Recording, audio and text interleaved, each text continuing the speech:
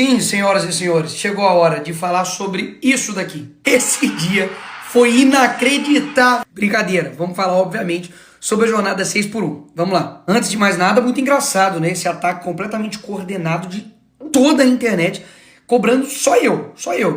A culpa é minha. Porque, assim, o projeto ele é tão bom que não tem consenso nem entre a esquerda.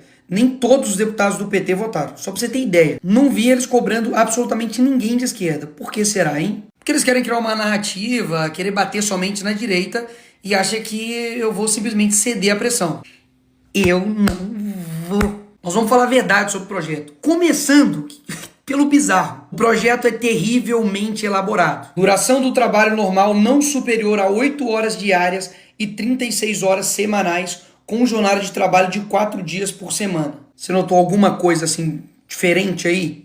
Não? Se você não notou nada de errado aí, você não tem direito de falar alguma coisa. Porque é uma conta básica, 8 vezes 4 é 32, não é 36. Até nisso eles erraram. A pessoa que está propondo aí esse projeto é a mesma que apresenta projetos brilhantes. Cotas para trans e travestis no ensino superior. E antes de mais nada, eu não votei contra a escala 6.1, até mesmo porque não tem nem votação em aberto disso. A única coisa que eu fiz foi colocar alguns pontos, eu coloquei levar em consideração sobre o posicionamento do 6.1. E é isso daqui que eu acho que a gente tem que fazer. E o que eu defendo? De fato, um debate real, não simplesmente uma torcida. Porque seria muito fácil eu apresentar um projeto que aumenta o salário mínimo em 10 vezes, reduz a carga horária de 20 horas semanais e pronto, perfeito. E aí quem for contra é contra o trabalhador e pronto. Não é assim que se discute coisas complexas como o trabalho. E sim, o fim da escala 6x1 para o Brasil é algo complexo, que tem que levar diversas questões e considerações, principalmente econômicas e também culturais. E ao longo do vídeo eu vou fazer algumas perguntas para você. E caso você não tenha a resposta, talvez seja porque eu esteja certo. E de fato o assunto é complexo e precisa de debate. Os políticos, por exemplo, eles definem o salário mínimo, o valor deles, correto? Errado. Basicamente eles definem o valor que está ali impresso no papel, mas não o valor dele. Já chegou uma época que no Brasil o salário mínimo era de 4,6 milhões de cruzeiros. Basicamente as pessoas eram milionárias, simbolicamente. Porque o que o pessoal do PSOL está querendo não é simplesmente o fim da escala 6x1. É a proibição da escala 5x2 e a imposição da escala 4x3. Basicamente você trabalha 4 dias e descansa 3. Tomam cuidado com essas medidas populistas, porque daqui a pouco você está fazendo escala 0x0. Trabalhando 0 dias e ganhando também R$0. E daí vamos pensar de forma fria, sem torcida A ou B. Como é que ficam os casos, por exemplo, dos supermercados, restaurantes e hospitais que tem que funcionar 24 horas? Uma escala, por exemplo, 4x3, basicamente ou eles demitem funcionários ou eles aumentam os funcionários. O aumento dos funcionários gera despesa para a empresa, ou seja, ele vai ter que pagar mais. Ele vai ter um custo muito maior. E sabe quem vai pagar essa conta? Exatamente, você. Ou seja, a discussão é só se vai aumentar o desemprego ou a informalidade, porque destruir o sustento do pobre, não tenho dúvidas. Todas essas medidas irresponsáveis geram inflação. E inflação gera aumento de tudo. A notícia de agora, preço de alimentos já sobe mais do que o dobro da inflação esse ano. Ou seja, esses efeitos aqui atacam a todos, mas principalmente as pessoas mais humildes. E o que vai acontecer quando essas consequências virem? Porque elas virão. Uma coisa eu tenho certeza, não vai ser culpa da esquerda. Pode ter certeza. Porque na época da pandemia fez isso aqui, ó. Faça sua parte, fique em casa, economia a gente vê depois. Porque depois desse sloganzinho bonito que preencheu o coração de todo mundo, esse aqui foi o resultado da pandemia. O supermercado subiu 31%, conta de luz 33% e gasolina 44%. E depois, o que aconteceu? A culpa foi de quem? Do Bolsonaro. E aí, se depois de aprovado o fim da escala 6x1, colocado 4x3, sem nenhum tipo de responsabilidade, errando conta matemática no projeto, não tendo a mínima ideia das consequências econômicas, tudo isso que eu falei aqui ia acontecer. Desemprego, inflação. E aí, a culpa é de quem? Aí eles inventam, meu amigo, a culpa é minha. A culpa é Nicolas, que botou a peruca. A culpa é da peruca. Aí depois que você escolher um alvo, é só criar a narrativa. Para isso, umas pitadas de manchetes compradas, efeito peruca. Fome e desemprego se alastra no país. Uma gotinha de páginas de fofoca para poder te queimar. Urgente, peruca de Nicolas destrói famílias e economia no Brasil. Qual a sua opinião? E por fim, uma colher de tiktokers que não sabem de nada te detonando. Sobre o Nicolas Ferreira e a peruca destruidora. Voilá, pronto, você tem uma narrativa criada. E eu preciso relembrar isso aqui para você, porque o Partido dos Trabalhadores, a esquerda que ama o trabalhador, simplesmente se lixou para você, trabalhador, durante a pandemia. Vocês não vão multar, né? Sim, é uma alta inflação. Pelo amor de Deus, não faz isso comigo, a gente vai fechar aqui. Não faz isso, por favor, moça. A senhora é mãe de família. Pelo amor de Deus, tudo que eu tinha eu coloquei aqui. Pelo amor de Deus, o que é isso? Ou seja, na hora de enfrentar as consequências mirabolantes da esquerda, não é o Lula, o deputado que vai enfrentar, é você. E eu não tô defendendo trabalhador, não é de agora não, e nem com um discursozinho para poder ganhar voto não. Inclusive vários vereadores que são a favor do lockdown estão se arriscando para vir trabalhar aqui na Câmara. Mas o trabalhador não pode se arriscar para levar o pão para dentro de casa. Então é muito fácil ter o salário em dia, certinho, e impedindo o trabalhador de trabalhar. Inclusive, eu lanço aqui uma campanha. Político que é a favor de lockdown, adote um desempregado e pague as contas dele. Obrigado, presidente. Essa época escancarou para todo mundo o tanto que eles estão se lixando para você. E agora eles são os únicos preocupados com os trabalhadores. Entenda, a esquerda faz de tudo pro voto. Tudo. E amam vender um discurso fácil. Para de comprar isso, que o Brasil vai para frente. Vai por mim. Mas vamos continuar. Será que esse pessoal realmente está preocupado com o dinheiro público, que é o seu dinheiro? Vamos ver. 1,5 milhão tá quase de fundo, que é o seu dinheiro, basicamente sendo usado para poder financiar a campanha política. Glauber Braga aí também, ó, que fez desafio para os bolsonaristas, dá só uma olhada também. Quase também 1,5 milhão também, ó, do PSOL, Partido Socialismo e Liberdade. Gasto seu dinheiro da forma que eu quero. E essa galerinha que fala que a gente não trabalha, etc.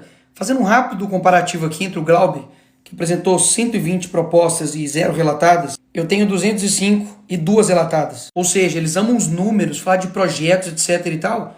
Tá aí os números. Eu, inclusive, tenho 30 projetos de leis apresentados, que eu vou postar no meu Instagram agora, pode ir lá ver. E não tenho nenhuma falta em plenário. 0. Ou seja, aqui vai um ponto interessante.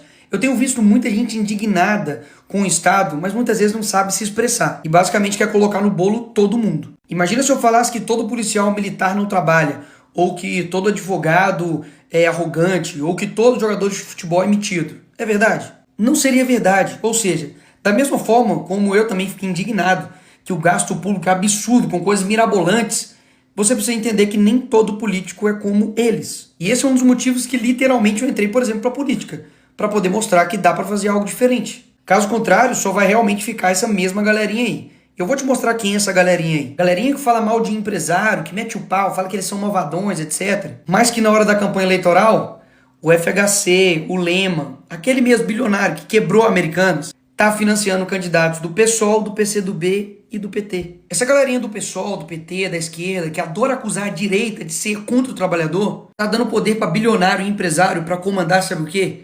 A educação do nosso país. Eu também fico puto com a diferença de salário de um deputado, de um senador, um trabalhador comum do Brasil. Mas concorda que eu não tenho culpa do salário que é de deputado. Agora, onde está toda essa indignação quando, por exemplo, na Lava Jato, o esquema de corrupção aconteceu no governo do PT, que quebrou quase 5 milhões de empregos? Onde que estava esse pessoal? Cadê a indignação deles quando o STF está gastando 1 milhão em lagostas e vinhos? Cadê a indignação quando o judiciário do nosso país custa 132 bilhões do nosso dinheiro? Ninguém tirou mais dinheiro do bolso do pagador de imposto do que o Lula. Só esse ano foram 3 trilhões em impostos arrecadados. Cadê a indignação? Cadê a indignação quando o Lula corta verba de bolsa de estudo, educação básica, farmácia popular? Quando ele corta 4 bilhões da saúde, educação, ciência e tecnologia? Cadê? Cadê a indignação quando o Lula colocou 37 ministérios e agora já está com 40? E eu votei contra isso. E o PT, a esquerda inteira, votou a favor disso. Quem sustenta esses ministérios? Adivinha? Você? E todo esse tempo eu tô aqui com o meu papel de deputado federal fiscalizando, cobrando disso. Aí agora, magicamente, o problema todo é meu ou da direita e eles estão assim, tranquilos, são virtuosos. Eles querem sinalizar virtude, debater, gritar, mas na verdade não tem nada de concreto para a vida do trabalhador, uma mudança real, não tem. Até mesmo porque o próprio PT que defende isso aqui, ó, aumento de IPTU e ISS para cadeias de lojas, redes e bancos.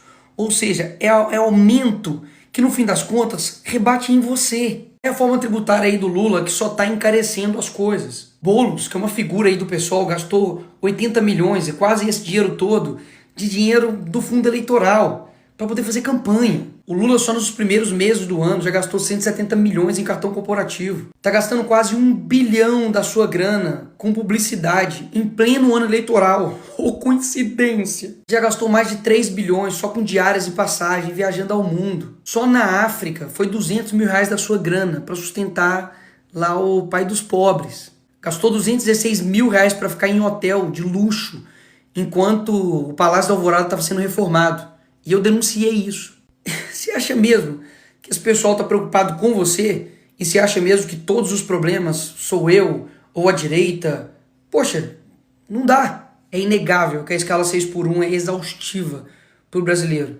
Mas a gente precisa debater. E não é porque eu não trabalho nessa escala que eu simplesmente não devo ser ouvido ou eu não devo abrir o debate.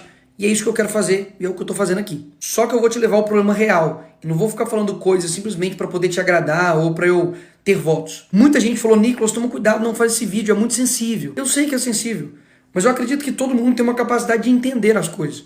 E é por isso que eu estou falando aqui com você. Eu sei que você já ouviu que o brasileiro produz muito pouco. E olha, o brasileiro leva 1 hora para produzir o que o americano faz em 15 minutos. E por quê? Será que é porque o brasileiro é preguiçoso, ele não trabalha? Claro que não. Você sabe disso, você trabalha pra caramba. Um dos motivos é que o brasileiro demora 1, 2, 3 horas para chegar no seu serviço e mais 2, 3 horas para poder voltar. É claro que vai perder a produtividade dessa forma. Você praticamente perde seu tempo inteiro somente em trânsito. Só que esse tipo de coisa acaba passando batido. Porque a gente está tão acostumado com um transporte público de merda desse que, enfim, ficou normal. A criminalidade atrapalha também a produtividade do brasileiro. Porque afinal de contas, ele está lá parado no ponto de ônibus e vê um bandido e rouba o celular dele, que ele dividiu em 12, em 30 vezes. Se ele passa mal, lascou. O cara fica lá 8, 12, 1, 2 dias parado para poder ter uma consulta. Quando chove, a rua da sua cidade fica dessa forma, uma porcaria. É uma linha de asfalto. É claro que isso também atrapalha a produtividade. Se você tem um carro, você vai ter gastos com ele, porque não tem carro que sobreviva a isso aqui. E gradativamente dessa forma, durante o seu dia você não percebe. Mas o Estado está te ferrando. Então eu concordo, o debate é muito mais do que simplesmente direita e esquerda. É sobre um Estado preguiçoso, grande, que te suga e não te entrega nada. E o responsável por executar tudo isso é o poder executivo. E eu não vou falar a resposta não, você responde aí na sua casa. Nos últimos 30 anos, qual é a ideologia que predomina nos poderes executivos?